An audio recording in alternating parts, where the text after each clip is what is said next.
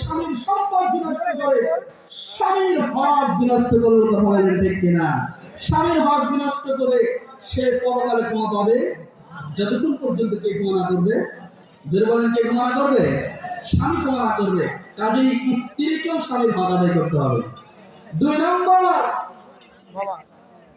স্বামী অনেক কষ্ট করে বাড়ি থেকে এসেছে কাজ করে, আসার পরে স্ত্রী ঘরের অধিকার হক হলো স্বামীকে দেখে একটা মুস্কি হাসি দেওয়া। কি দেওয়া? ঠান্ডা পানি দিয়ে স্বামীর সামনে পেশ করা, যাতে স্বামী তাকে দেখে অন্তরটা শান্তি হয়।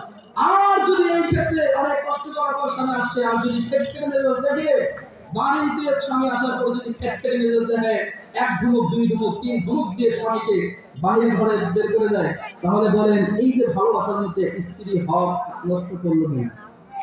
কথা বলে নষ্ট করলো কিনা? এই হক